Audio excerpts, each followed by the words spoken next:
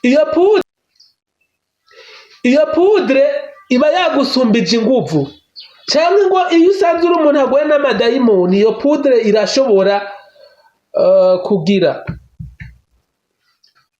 iyo pudre irashobora kugusumvya inguvu ugasanga uradandabagiranye ukagwa no hasi. Nivyo mwama mubona mu mafilme. Rero kuvuga yuko umukozi w'Imana agize ivyo bintu agukozeko ukazibona urataye ubwenge ugaca ugenda uravuga ngo yari umukozi w'Imana ngo n'amadayimoni yarandimwo, ivyo ntimubikorereko, ntimunabifatireko. Umukozi w'Imana ikintu ca mbere kimuranga tugikura hehe? Reka dusome amajambo y'Imana aboneka muri Yesaya igice 8 kuva ku murongo wa 20. Turabe Yesaya igice 8 ku murongo waho wa 10 munani murongo waho wa 20. Okay, reka mbere kuri uyu murongo wa 19 handitswe ngo nibababwira ngo nimubaze abahamagara imizimu, mubaze n'abamenyi bajwigira bongorera, mbega ikibereye abantu ntibari bakwiye kubaza Imana? Mbega ibyo abariho vyobazwa abapfuye? Iri ni jambo riri mu buryo bw'impwemu. Burya Bibiliya ivuze abantu bapfuye ntibiri kiravuga barya abantu bari mu mva. Hariho abantu bapfuye bagenda, aribo babandi Yesu ariko arita yuko arabigishwa, abavugishwa b'ibinyoma.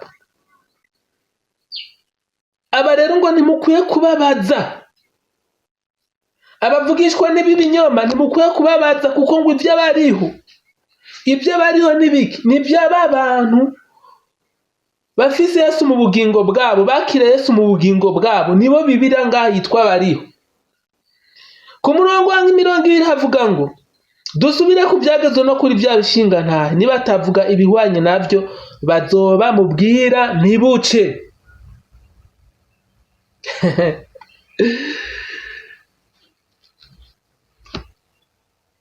Dusubire ku byagezwe no kuri bya bishinga ntahe. Mbi byagezwe nibihe?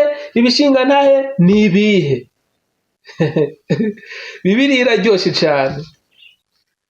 Bibiliya iraryoshe cyane iyo uriko urayiga iraryoha. Iri jambo nyene dusubire kuri byagezwe no kuri bya bishinga ntahe ngaha riba rishatse kuvuga iki gitabo nyene ca Bibiliya. No kuvuga ibi byagezwe ngaha baba ariko baravuga, no kuvuga ni nkuko bari kuvuga ati dusubire kuri ca gitabo c'ibyagezwe, no kuvuga cyane dusubire kuri ca gitabo c'ise rya kera. Ko murabiko igitabo c'isezerano rya kera cyo nyene c'ibya amace dusubira nahe ari ryo sezerano rishasha. Isezerano rishasha uzoriherita igitabo ca Matayo mu Yohana, kugira ngo ubibintu uza guteza yuko Bibiliya yamaze kubisigura neza. Iravuga ati kugira ngo ntituje kubaza abahamagara imizimu baba bavugishwa n'Imana b'ibinyoma, reka twibarize igitabo c'Imana Bibiliya. Niho rero yavuze mu migani iravuga ngo dusubire kuri bya byagezwe no kuri bya bishinga ntahe. Ni ibintu bibiri. No kuvuga umuntu atemera isezerano rya kera ngo yemere na rishasha, uwo muntu ari muri bamwe bajwigira, ari muri bamwe bahamagara imizimu. Abantu bahamagara imizimu nabo n'abapfumu. Hari abakozi b'Imana rero b'abapfumu akazi bajejwe ari ako gupfumura. Ntabwo bariko barakora igikorwa c'Imana yabatumye, ahubwo bariko barakora ibijanye no gupfumura nyene kwabo. Niwe uzosanga rero baguma bakora ibimenyetso n'ibitangaza. Hari abakozi b'Imana benshi bavuga ubutumwa, abantu bakahinduka bakihana kandi batarinze gukora ibimenyetso n'ibitangaza. Hari abakozi b'Imana benshi basoma Bibiliya batarinze gukora ibimenyetso n'ibitangaza. mbere ngenda kubwire ngo ibimenyetso n'ibitangaza si navyo bizotuma abantu bashika mw'ijuru, ntabwo bizokwigera bituma abantu bashika mu bwami bw'Imana ibimenyetso n'ibitangaza. Niyo mpamvu rero muri aka kanya ikintu nobabwira,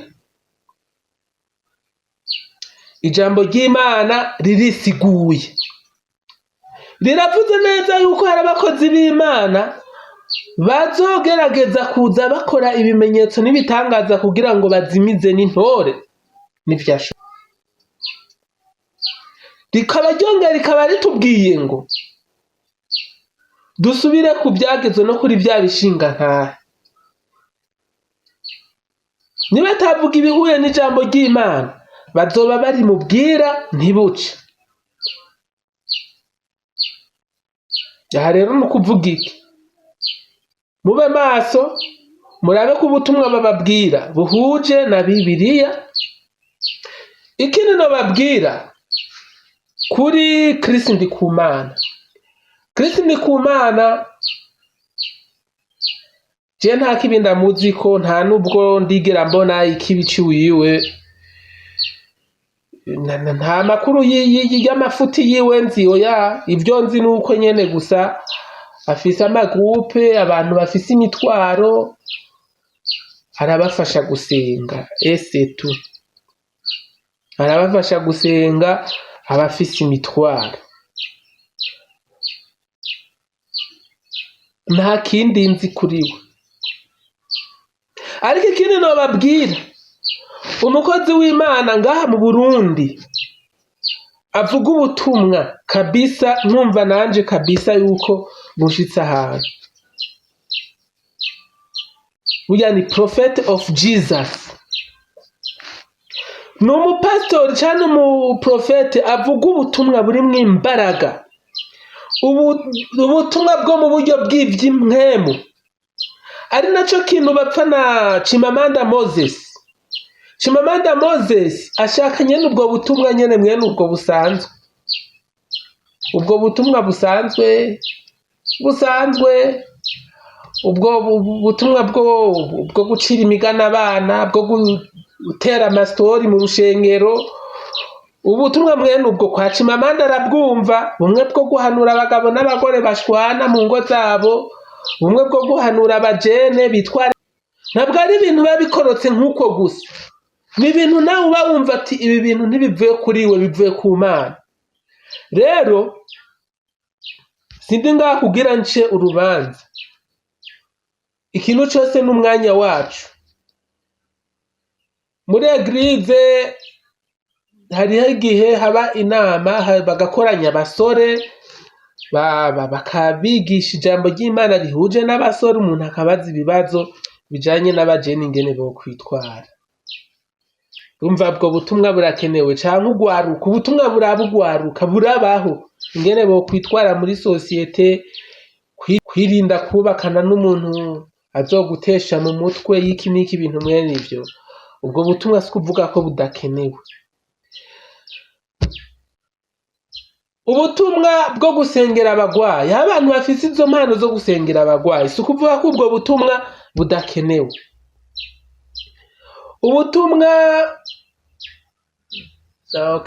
Ubutumwa bwo gukiza imitima n'ubwo butumwa nabwo burakenewe. Rero buri mukozi w'Imana wese afise impano yiwe yahawe n'ingene ashoboye kuvuga. Hari umuntu ashoboye kuvuga ubutumwa, akavuga bwa butumwa buja gusambura ibintu vyubatse mu mutima indani w'umuntu. Hari n'ubundi butumwa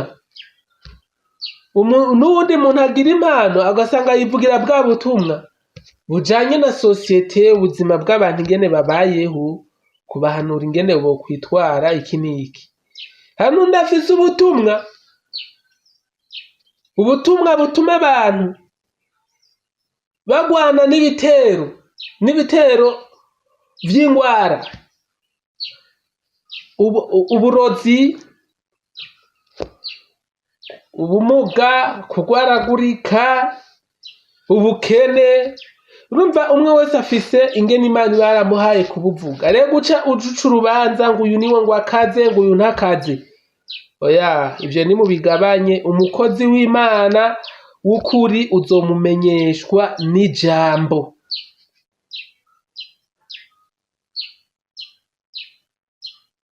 Biboneka muri inde, muri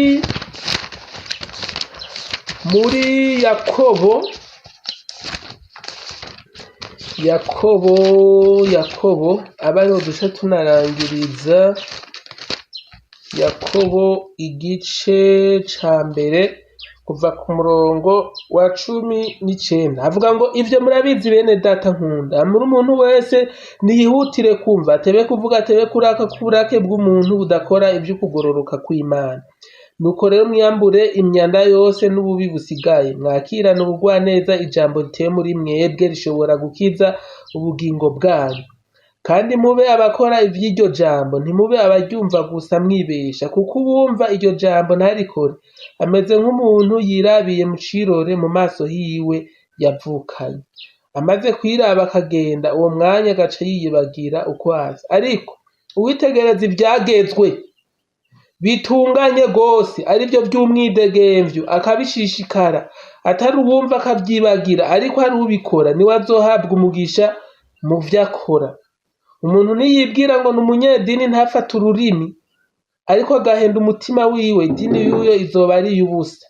Idini itunganye itagira agasembwa imbere y'Imana Data wa twese ni ukuraba imfuvyi n'abapfakazi mu marushwa yabo no kwirinda ngo ntiwanduzwe n'ivy'isi. Reka rero ndabashimire, uwumva niyumve, uwutumva nawe areke kumva, ariko tureke guca imanza canke kwerekana yuko umwe wese afise umuhamagaro wiwe, afise n'ico Imana yamuhamagariye. Jewe wanashaka ni imyaka myinshi nagiye ndumviriza ubutumwa bwa Chris Ndikumana, mugabo numva n'ubutumwa hakuru buraba abagwayi, abantu bagwaye vrema burabafasha, buranabaremesha ku misego baba barimwo, ni ukuvuga nivyo vyiwe. Prophet of Jesus ni umukozi w'Imana, ahubwo yaje kuvura imitima. Abo bose rero ndiko ndaraba, je mbona mengo Yesu arabakoresha bose, mbona Yesu ari we ariko arabakoresha. Ko yaba Yesu yarabukiza abagwayi, yararemesha indushi, yaragira iki.